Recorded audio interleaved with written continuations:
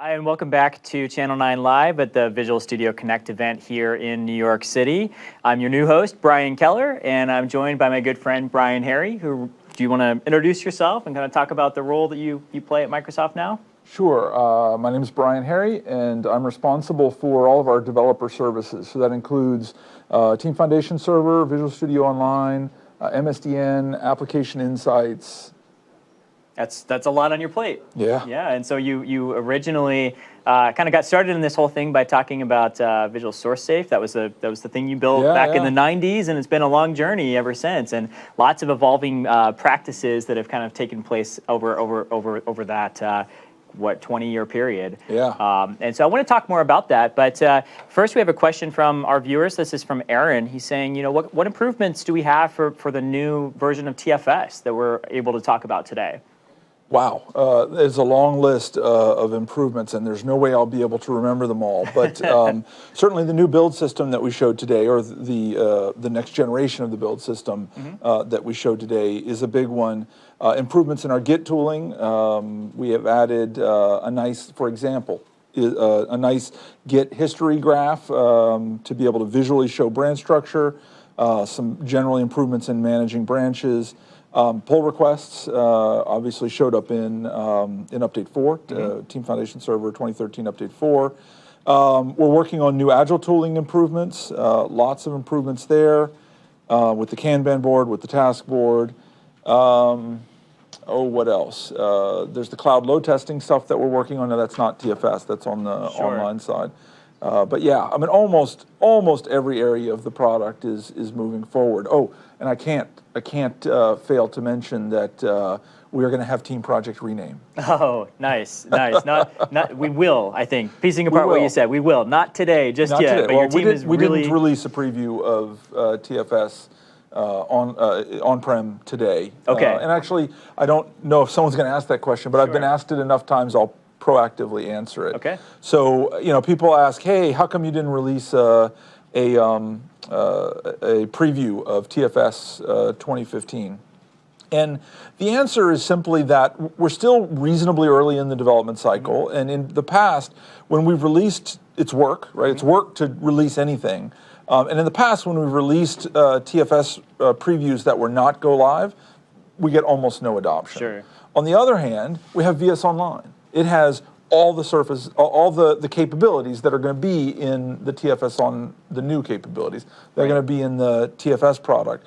So you can go try them out there, and it's super easy. No friction, just go get an account, connect, point to your Visual Studio at it, and try all the new features. I've heard you describe a lot how Visual Studio Online has really, for you, revolutionized the feedback loop, your ability to push out to Visual Studio Online and see what people think before it gets kind of hard-coded in an on-premises server that people might run for 10, 15 years. That's right. Yeah, we push updates every 3 weeks, and sometimes we literally go from idea to implementation in 3 weeks. Great. So that's fantastic. it's really nice. All right, so we have a lot of questions coming in. So in the keynote today, Brian, I showed how you can use Visual Studio Online in conjunction with a Mac to actually build iOS and OS X projects, which historically, we've always supported building on Windows. This allows you to kind of bring your own Mac and wire that up to Visual Studio Online. Yes. Jeremy is asking, are there any plans to do that without actually requiring that I bring my own Mac to the service? Yeah, it's a good question. The answer is we would like to. Okay.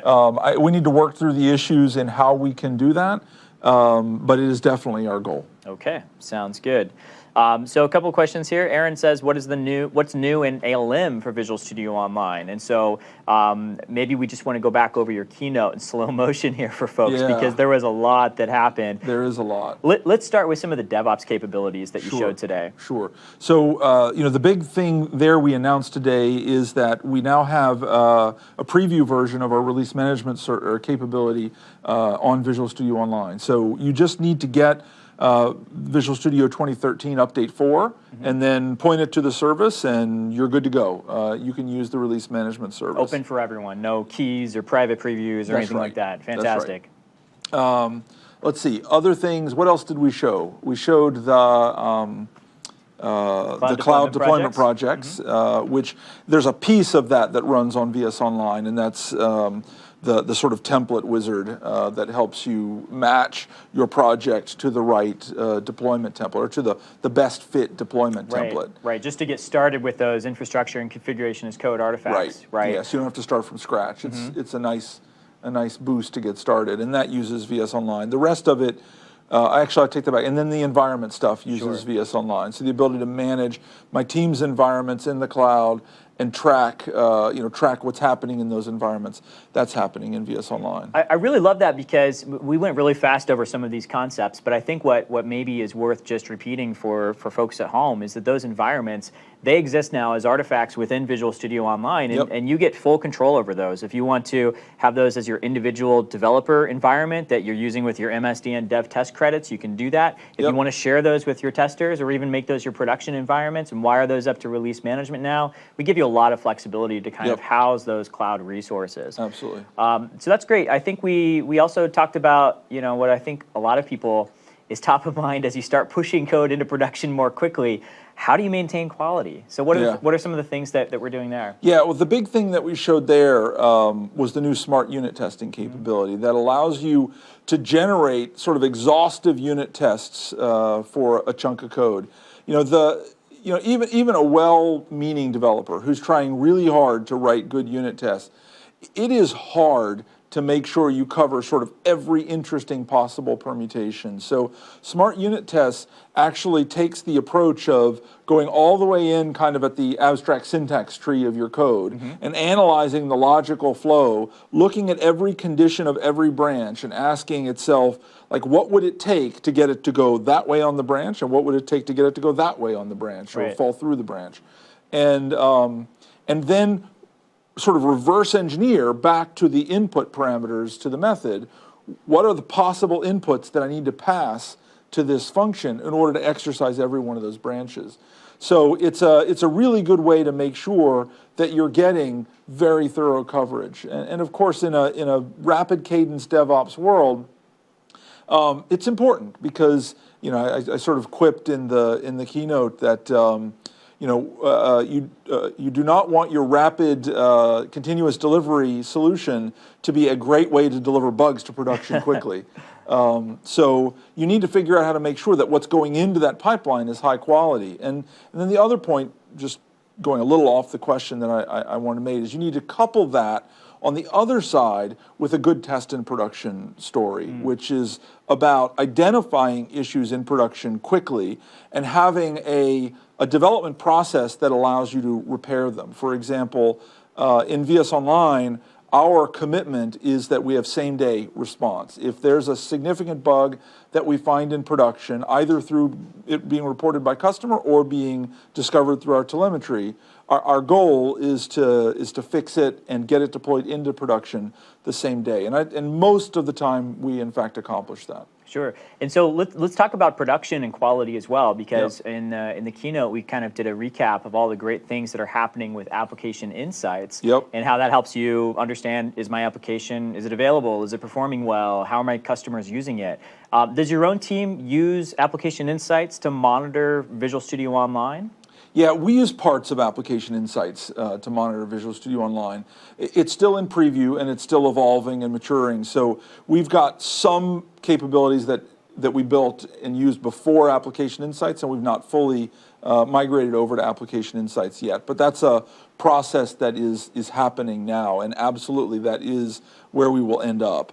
But having a really good telemetry system where you can see what's happening in your production environment and are able to root cause what's causing failures and performance problems is critical. You need to have something that can both identify the issue, have a good alerting system, and then have a good development process for coping with those alerts. That's great. And so I just want to round out your keynote and some of the ALM announcements, and then we'll get back to some more of these questions. So in the last portion of your keynote, we were able to show some things that customers can't get their hands on just yet, just some sneak peeks, it's coming in the next few months, I understand. And perhaps you want to mention some of the highlights of what we showed there. Sure.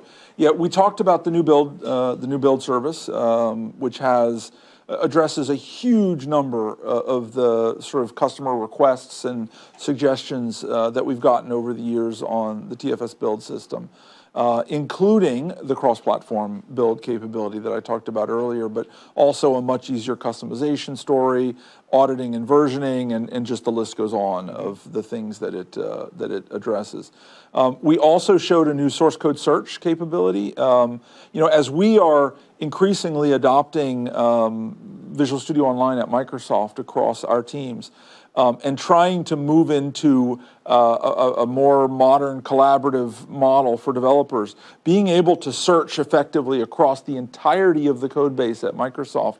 And if somebody's already written a piece of code to do something, why write it again? So having that ability to search, find things and reuse them is super valuable. Yeah, Jamie Cool on your team the other day, he was taking an over-under bet on the number of XML parsers we must have within a 100,000 engineer company like Microsoft. Yes. I think the number is right around 1,000 right now. I believe it. It's probably a little low. It's a lot of them. Yeah. All right, so let's get back to some questions here. So Sam is asking, does the community edition of Visual Studio, which we announced today, can I use that with Team Foundation Server? Does it include the client access license that I need? Right. The answer is no, it doesn't include a CAL, but you can use it with Visual Studio Online, and of course Visual Studio Online has free 5 users.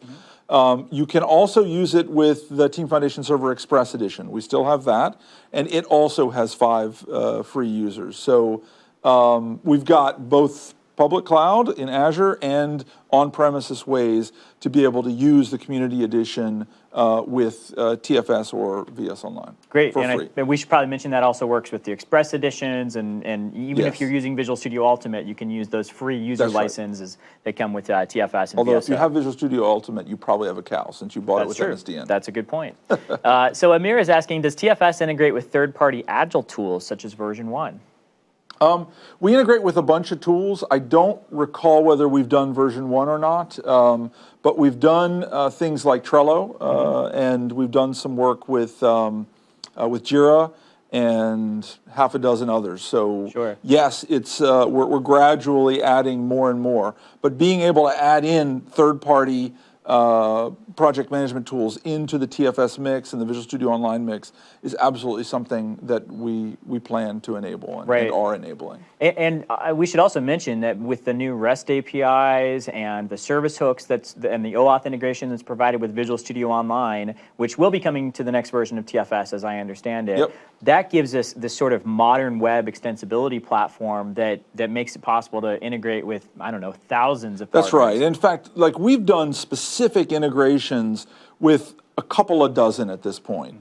But we've also done integrations with Azuqua and with Zapier, thank you. And through those, you can wire up to literally hundreds and hundreds of services. I would almost guarantee that version 1, for example, is one of them. So I haven't gone and looked and verified, but I'd put money on it. Sure. Okay. Sounds good. And Tasktop as well, which also Tasktop integrates is a another lot great of those. example. Yeah, excellent. Now we've done direct integration with Tasktop. All right. So Ryan's asking, it sounds like Ryan's a reader of your blog. He's saying you blogged some time ago that you would blog more about the inner workings of VSO. When can we expect that? It's a good question. I need to. It's one of those things where I have to admit in the last 6 months or so, my blogging has been getting increasingly sparse. It's just been time. I have been so busy with so much going on that I don't get the time to write the kinds of deeper, more involved articles on my blog that I'd like to. So answer is as soon as I can. Sure. Maybe over Christmas I'll get some time to write some deep blog posts. Well, I have appreciated some of your recent blog post entries where you're very transparent about some of the live site incidents that you've faced with Visual Studio Online. And, it's never great when those things happen, but at least you take the time to kind of do the root cause analysis. What have you learned over the last, few years of running an online service that you might be able to share with other people who are also running services? Well, yeah, so first just to comment on your observation, absolutely, I think an incredibly important part of building trust is being transparent. If I can't be transparent with you, then how can you possibly trust me? So we are sort of overtly transparent, both letting people know what happened, but also letting know why it happened and what we learned from that and what we're going to do about it. And one reason is to help build trust. The second reason is just sharing. Like, there's a lot of us in this world trying to figure out how to build high scale, high availability services. And if we learn something and we're able to prevent somebody else from making the same mistake we made, all the better.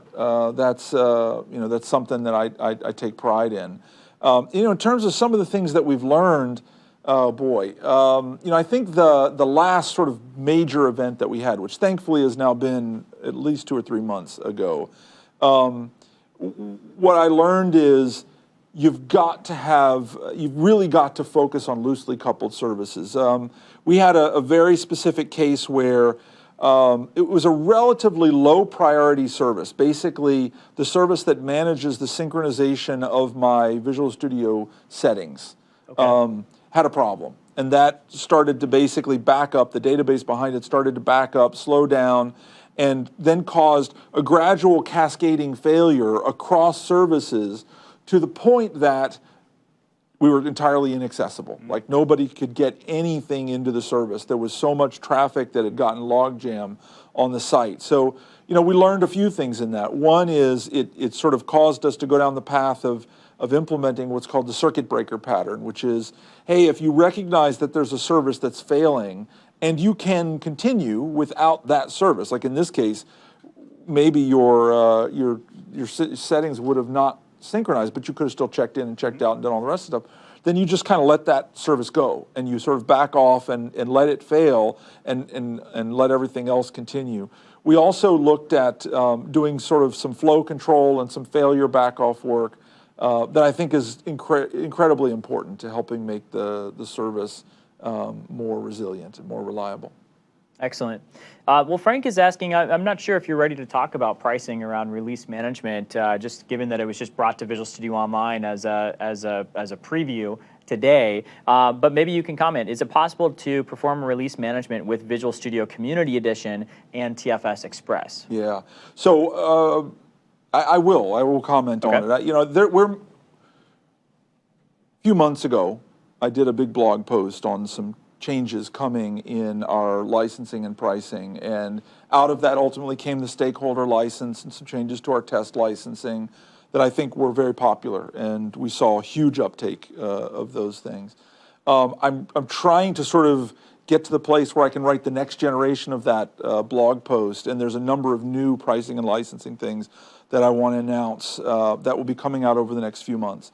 One of them is some changes in release management pricing.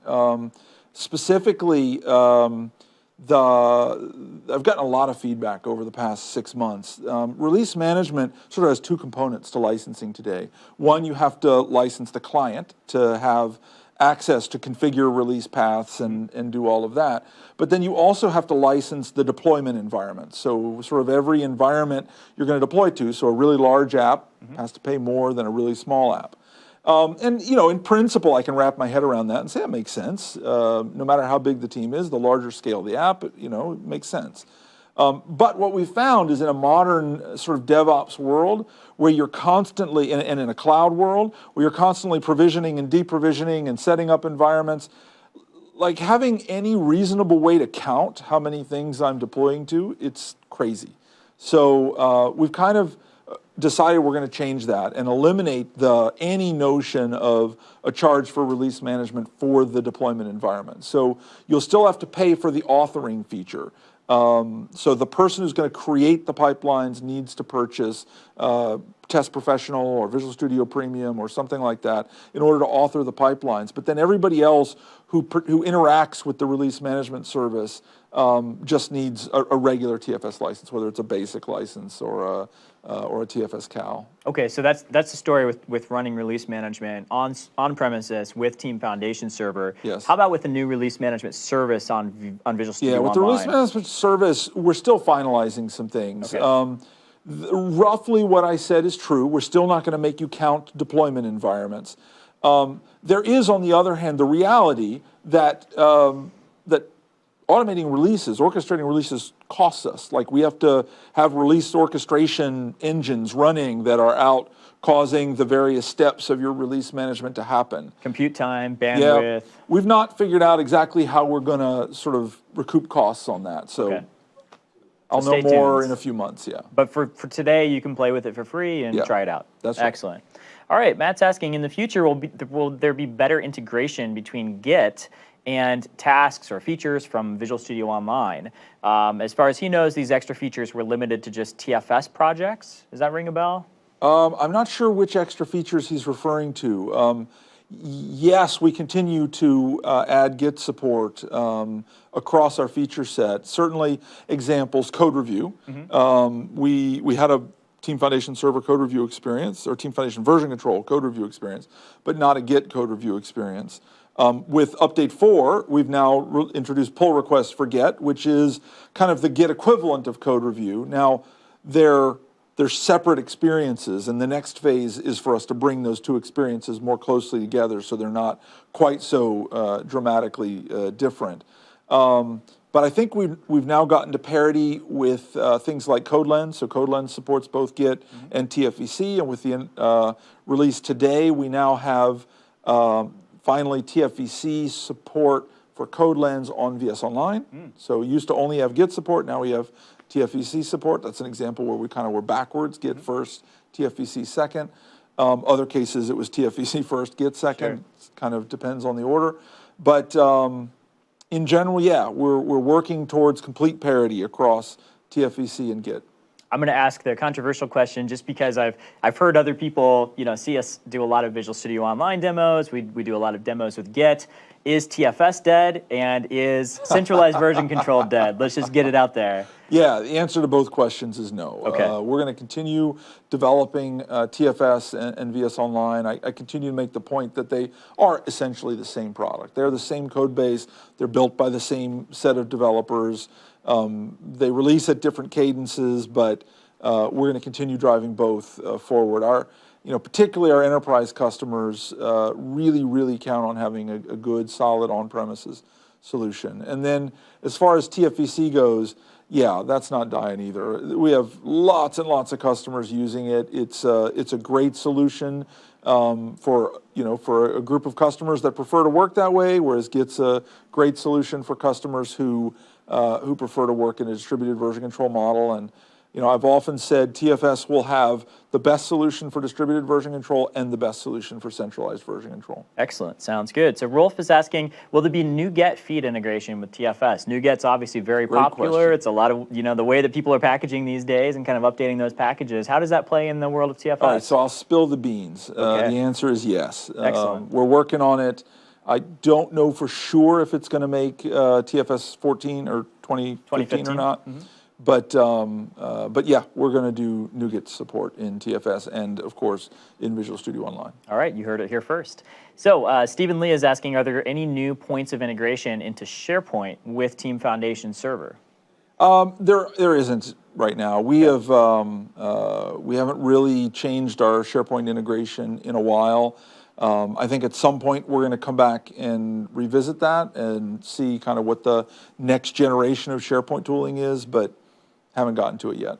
Well, I think some of the scenarios that people traditionally used SharePoint with when they were doing Team Foundation Server are now pretty well served by what's available in TFS. I can set up, these work item charts on those dashboards. I can let stakeholders connect to the Visual Studio Online or TFS projects at no charge. So certainly there are some nice scenarios where I think SharePoint is worth revisiting. But I always encourage people to go take a look at what's there today that didn't ship when we first shipped SharePoint integration with TFS. Right. Great.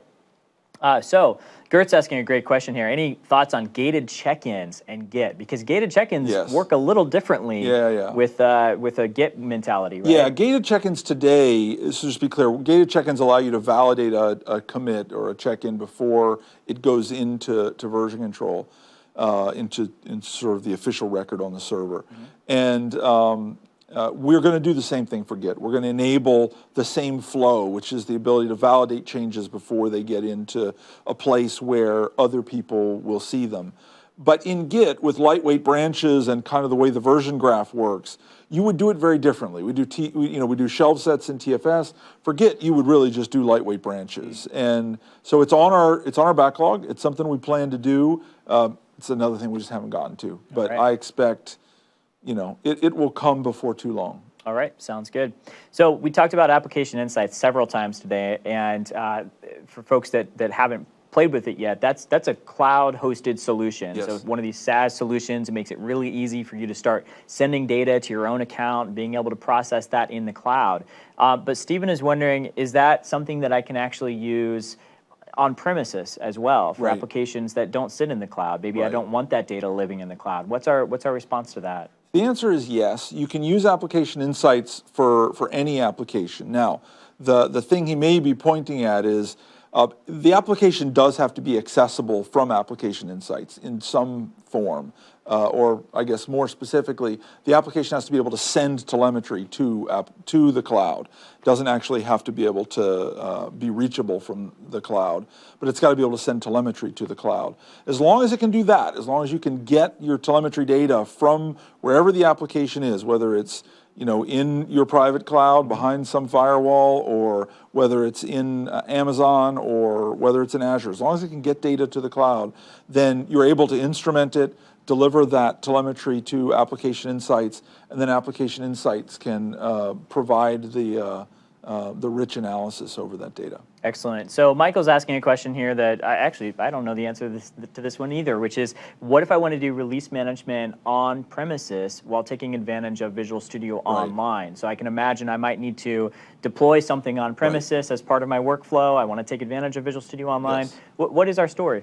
So that's great. It'll let me clarify something about what we announced today. So we announced a new release management service for Visual Studio Online.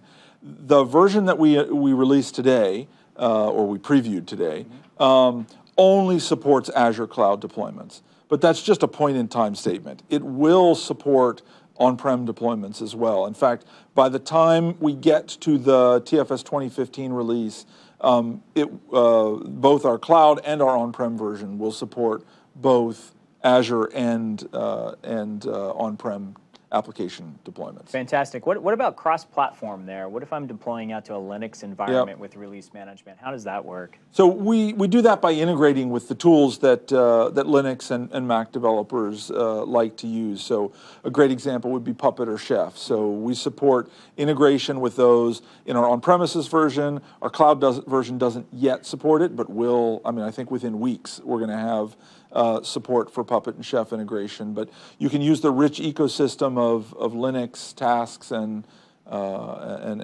sort of reusable scriptlets in order to hook that into release management. All right.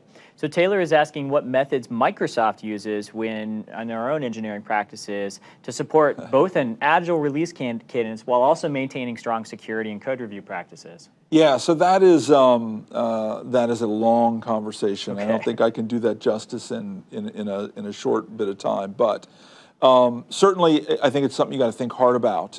We've integrated security deeply into our practices, both our development practices and our operational practices. So I focus kind of on development, which is what you asked about. We do things like at the design phase, as we're implementing the feature, we do threat modeling, and we make sure we understand what are all of the attack vectors that someone could use to attack this component. We then do sort of evaluation of those threats to sort of make sure the software has defenses and is not penetrable. We use code reviews as part of that. We have a very strong code review hygiene commitment. And then we also do things like penetration testing, where we have people who sort of don't have anything to do with the implementation of the software, but just attack it, trying to figure out, can I find a way into it? And sometimes they find things, and we fix them. So there's a lot of aspects to building secure software, and we work very hard at it. Does the practice of DevOps, where you're continuously releasing, does that make security easier or more challenging? I wouldn't say it particularly makes it easier or more challenging. What it does do is it makes it continuous, because in sort of the old world where we do a release once a year, you'd kind of have an overt focus on security kind of at the end phase of the project to make sure that you haven't left any holes, because there's kind of one copy of the bits that are going out that everybody's going to have for a long time. But in the cloud world, when you're constantly releasing, security becomes a constant part of your process, like you are always doing it. Great. So we're almost out of time. I just want to ask this one question that Dan's bringing up. So are there any plans to merge what people like about Git and what people like about Team Foundation version control within TFS and Visual Studio Online? Have you thought about that? We have thought about it, and I guess there's a couple different aspects to that question. One is, can you literally kind of glom the two together and have like a Git view and a TFEC view? We looked hard at that when we first started down the Git path and concluded, no, can't be done. Okay. And that the semantic mismatch between them is just large enough that everyone would be unhappy. So the one thing that we did do is built this thing called Git TF that allows you to essentially use a local Git repo and then push from that Git repo into TFEC, and then pull from TFEC into a local Git repo. And it handles sort of the semantic mapping in that pull and push experience. The other one that I see fairly commonly is, hey, I've got a project. I want some stuff in TFEC and I want some stuff in Git. Can I have both kinds of repos in the same project? And the answer is not now, but it's definitely something we're looking at. I'm seeing enough requests for it that I think there's something real there. So we'd like to do it. I got to take Alan's last question. We do, yes. So I mentioned this earlier, but Alan is an active top commenter contributor to my blog, and I just have to say, Alan, yes, it is coming, and it is coming soon. The work is in progress. It's not finished yet, but I expect we'll see kind of, at least in our internal Canary instance, the first incarnations of Team Project Rename within 6 weeks, probably. Maybe a Build 2015 keynote demo? Maybe. All right, yeah. Sounds good. Well, there you go, Alan. You have video evidence now of Brian signing up for that. Well, Brian, thanks for joining us. It's been an exciting day. I know there's always more to share, so people should tune into your blog to keep up with the continuous updates. And we are super excited to go play with the things that you shipped today. All right. Thank you, Brian. I enjoyed it.